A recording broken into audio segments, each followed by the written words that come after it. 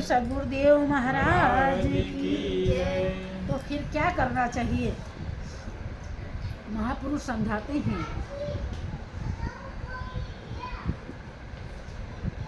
अब भी मन में सोच ले बंदे, अब भी मन में सोच ले बंदे, छोड़ दे दुनिया की गोरख धंधे, छोड़ दे दुनिया के गोरख धंधे, तब होवे कल्याण निगुरा नहीं रहना, तब होवे कल्याण निगुरा नहीं रहना। सुन लो चतुर सुजान निगुरा नहीं रहना, सुन लो चतुर सुजान निगुरा नहीं रहना। अब भी सोच ले, आप विचार नहीं करेंगे, सोचेंगे नहीं, विचार ही ज्ञान है। जिसका विचार निर्मल होता है उसे लोग कहते बहुत ज्ञानी है, और जिसके विचार निर्मल नहीं होते, दुनिया के बवालों से भरे हैं, उसे लोग अज्ञानी कहते हैं, उसे लोग कहते हैं कि बहुत ही नालायक है। क्योंकि अज्ञानी के कारण छल कपट परपंच भरे रहता है। कब किसका क्या ले लें, क्या चुरा लें, क्या घसीट लें, बस इसी में दिमाग लगा रहता है। लेकिन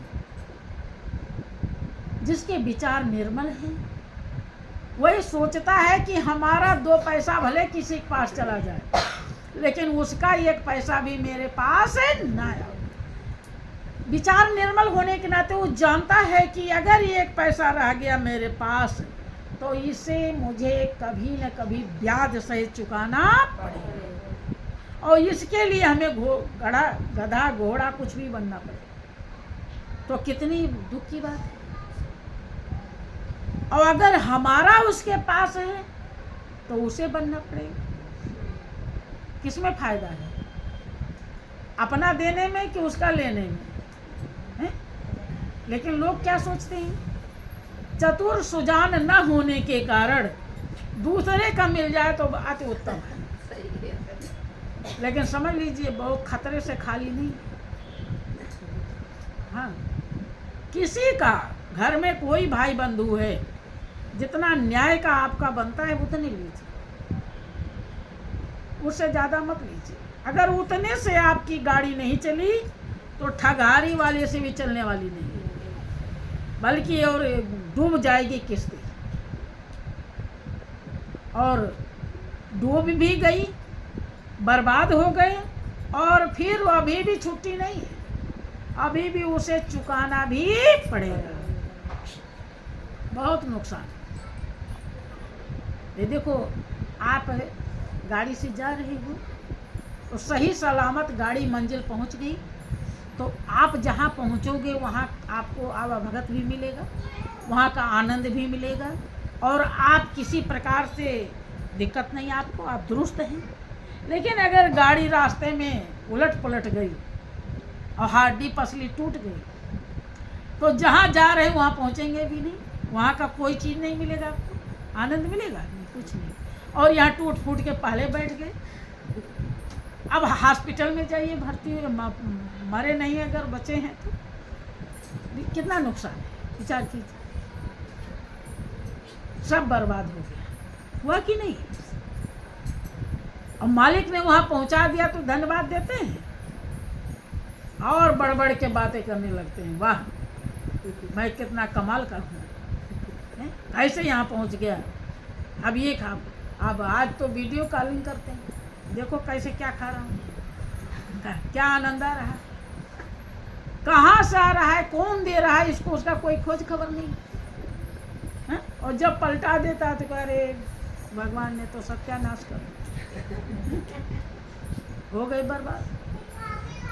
यही सत्संग, यही सच्चाई को दर्शाता। जो चतुर सुजान होता है वो नीत से समझौता नहीं करता है, वो नीतिपूर्ण सच्चाई को धारण करता है और मालिक की हर व्यवस्था को स्वीकार करता है और मालिक के सिवा किसी से दिल लगाता, वो मालिक से दिल लगाता है तभी वो बेटे से भी दिल लगाएगा। बेटे में भी तो मालिक ही है, पति में भी तो मालिक ही है, पत्नी में भी तो वही है। हाँ, इतने हैं कि जब उसी को देखता है तब वो पत्नी वाला रिजल्ट नहीं आता, पति वाला रिजल्ट नहीं आता, बेटे वाला रिजल्ट नहीं। बस इतने अंतर है और कोई अंतर नहीं, बस इतना ही करना है भाइयों बहनों। इतने अगर कर लिया तो जन्म जन्मांतर की डगमगाती नाव किनारे लग जाएगी। इसमें कभी भूल मत कीजिए। अगर भूल हो गया तो समझ लीजिए कि थोड़े दिन नहीं पछताना पड़ेगा, बहुत काफ़ी दिन, क्योंकि वो एक बार दिया है मनुष्य की जिंदगी, वो बार बार देता नहीं है। कि मानुष जन्म अनमोल रे और माटी में न रोल रे, अब जो मिला है फिर न मिलेगा, कभी नहीं कभी नहीं कभी नहीं, एक बार मिला है। इसलिए जहाँ तक हो सके ऐसे गुरु के शरण में जाइए जो गोविंद तक पहुँचाते हैं। बहुत संसार में गुरु हैं, आप जाते हो कि हमें अपने शरण में ले लो तो कोई कंठी दे देता है, कोई माला दे देता है, कोई मंत्र बता देता है, लेकिन अपने रोम रोम में रमने वाले मालिक को पहचानने के लिए आपको ज्ञान चाहिए। ज्ञान का मतलब होता है वो अनुभव जिससे वो हर जगह जो रम रहा है उसका दीदार हो जाए, उसे कहते हैं ज्ञान।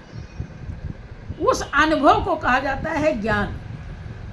क्या स्वरूप है उसका, जो चींटी के अंदर भी समाया है और हाथी के अंदर समाया है।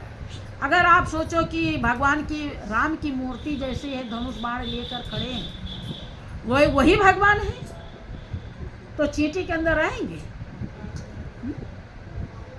हाथी के अंदर तो एक बार के आ भी सकते हैं धनुष बाण लेकर, लेकिन चींटी के अंदर कह दे कुछ समा जाओ, ऐसे बन के समाएंगे? अब कैसा है वो स्वरूप जो चींटी में भी आ जाता है और हाथी में भी आ जाता है? उसी का अनुभव ही ज्ञान है। और उस ज्ञान को अगर आप नहीं जान पाए तो जिंदगी, इतनी अच्छी जिंदगी जो मालिक ने दिया है फिर नहीं देगा। एक बार दिया है से कोई भिखारी आ जाए और बहुत भूखा है तो कह रहा, बहन जी मेरे लिए 2 रोटी दे दो, मुझे बहुत भूख लगी है, मैं कई दिन का भूखा हूँ। आपको दया आ गई, आपने सब्जी रोटी बनाई, मेहनत किया, चाहे कड़ाके गर्मी पड़ रही तो चूल्हे के पास चली गई, पसीना बहा लिया, बना के ले आई, भिखारी को दे दिया। लेकिन मांग तो रहा था, अब जब मिल गया तो कदर नहीं समझा और वो वहीं पर नाले में फेंक दिया। पागल हो गया है, पहले तो मांग रहा था और अब कदर नहीं समझा, नाले में फेंक दिया। और फिर जब होश में आया कि अरे ये तो खाना चाहिए था तो फेंक दिया, भूख मिटी नहीं। फिर कहा, बहन जी अब फिर से बना दीजिए, मैं नहीं समझ पाया, फेंक दिया नाली में। फिर बनाने जाएंगी, फिर एक तो डंडा निकालेंगी, डांट भी देंगी, डंडा अगर नहीं निकालेंगी तो नालायक चूत भाग जाए उसे। कितना मेहनत से हमने बनाया और तूने तो नाली में डाल दिया, मुझे अब कोई रोटी नहीं देगा। और जोर से चिल्ला के कहेंगे, यार कि इसको कोई रोटी मत दे देना, ये तो नाली में फेंकता है। भाई देख रहे हैं कि दूसरे घर जा रहा है पड़ोसी के, तो आप कहेंगे इसे रोटी मत देना, ये जब दोगी तो नाली में फेंक देगा। करते हैं ना सावधान।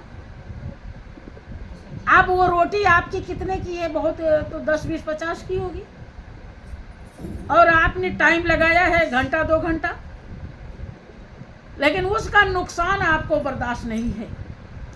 नाली में फेंका, सदुपयोग नहीं किया, तो आप उसे फिर दोबारा नहीं देंगी। और आपकी जिंदगी 84 लाख योनि आप भटक रही थी। 3.5 करोड़ वर्ष आपको पूरा करना था। मालिक ने दया करके मनुष्य की जिंदगी दिया, देवता को नहीं दिया, आपको दे दिया। और अगर इसका कदर आप नहीं करती हैं, जैसे उसने रोटी का कदर नहीं किया, जब मिला नहीं था तो मांग रहा था, जैसे आपको ये शरीर नहीं मिली थी तो आप प्रार्थना कर रहे थे, और जब मिल गई तो जिसके लिए मिली है वो काम नहीं कर रहा, फिर देगा वो? फिर देने वाला नहीं है। बात समझिए, एक बार दिया है। इसीलिए कहा थे कि मानुष जीवन है अनमोल, खोए मत पाप कमाने में। मानुष जीवन है अनमोल, खोए मत पाप कमाने में। अनमोल है। पाप क्या है? आप लोग पाप किसको समझते हैं? किसी को मारो काटो, किसी का छीनो झपटो, किसी का धन ले लो, किसी को नुकसान पहुंचा दो, किसी को गलत कह दो, यही कुल तो पाप समझते हो। लेकिन आज से समझ लेना और दूसरा भी पाप है इसके अलावा। ये तो नॉर्मल पाप है। मनुष्य की जिंदगी पा करके अगर अपनी आत्मा को परमात्मा तक नहीं पहुंचाया तो आप सबसे बड़े पापी, खुद के पापी हैं। आप के लिए दुनिया में आत्मा से ज्यादा प्रिय कोई नहीं है, समझ लीजिए। और उस प्रिय आत्मा को आपने 84 लाख कुएं में ढकेल दिया, जबकि आप परमात्मा रूपी सिंहासन दे सकते थे, जहां पहुंचकर वो पूर्ण आनंद का अनुभव करते। अगर ऐसा आपने नहीं किया तो आप बहुत बड़े पापी हैं। बात समझ में? सबसे ज्यादा पाप यही है। इसलिए कह रहे हैं मानुष जीवन है अनमोल, और खोए मत पाप कमाने में। अब जब तक आप उसको पहचान कर उससे दिल नहीं लगा रहे तब तक पाप ही पाप हो रहा है, क्योंकि हर श्वास में मेरा और तेरा भर रहा है, छल कपट भर रहा है। पाप हो रहा है कि नहीं? उसे पहचान लेते तो जब सूरज वहाँ पहुँचाते तो वो पावन है, तब हमारा जीवन पावन बनता है। नाम भी पावन है, धुन भी पावन है, सब चीज़ें पावन है। जब जब वहाँ पहुँचाएंगे तो हमारी ज़िंदगी पवित्र बनेगी, और जब जानेंगे नहीं तो पहुँचाएंगे कैसे? जिसको जिसको जानते हैं वो पड़ोसन को जानते हैं, वो रिश्तेदार को जानते हैं, उस बेटी को जानते हैं, उस बेटे को जानते हैं, वहीं पहुंचाते हैं। जैसा जैसा है वो वहीं से वो लोझा लेकर आते हैं। भाई जैसे जैसे वो बेटा बेटी पड़ोसी रिश्तेदार जितने अधर्मी पापी नीच ऊंच हैं वही हम अपने सूरत में ले आते हैं। वो पवित्र नहीं है तो हमें पवित्र कैसे बनाएंगे? पवित्र केवल परमात्मा है। जब सूरत को वहां टिकाएंगे तब हम पवित्र बनेंगे। इसीलिए मनुष्य की जिंदगी मिली है। महापुरुष कहते हैं कि इसे मिटाओ नहीं पाप कमाने में। जितने देरी हो रही उतने पाप हो रहा है। इसलिए जहां तक हो सके जल्दी करो। 24 घंटे में 21,000 श्वास निकल जाती है। एक श्वास अगर प्रभु के नाम के बिना जा रहे हैं तो कबीरदास जी दावा करते हैं कि कहता हूँ कहे जात हूँ, कहे बजाऊं ढोल, और श्वासा खाली जात है 3 लोक का मोल। कि मैं डंका पीट करके चिल्ला करके कह रहा हूँ, क्योंकि कोई झूठी बात हो तो चुपके से भी कहो। सदा सच्ची बात है कि ऐ दुनिया वालों, तुम्हारी जो श्वास है, अगर एक श्वास खाली जा रही है प्रभु के नाम के बिना, तो तीनों लोक के दौलत से बढ़कर नुकसान हो रहा है। क्योंकि तीनों लोक की दौलत दीजिए और श्वास को वापस मांगिए तो फिर आने वाली, और उस श्वास में हमने कबाड़ भर लिया, उस श्वास में हमने दुनियादारी भरी है। क्या भरना चाहिए था? प्रभु दारी, सेवा, सत्संग, ध्यान भरना चाहिए था, और हमने बस मेरा तेरा भरा है। तो नुकसान बहुत ज्यादा। कि श्वास सुफल सोई जानिए जो सुमिरन में जाए, और श्वास यूं ही गए कर ले कोटि उपाय। कि श्वास श्वास सुमिरन करो, व्यर्था श्वास न खोए, और ना जाने इस श्वास का आवन होए न हो। जितना श्वास दिया था मालिक ने, उसमें तो हमने परपंच भर लिया, और आप कुछ पता नहीं कि कितना बचा है।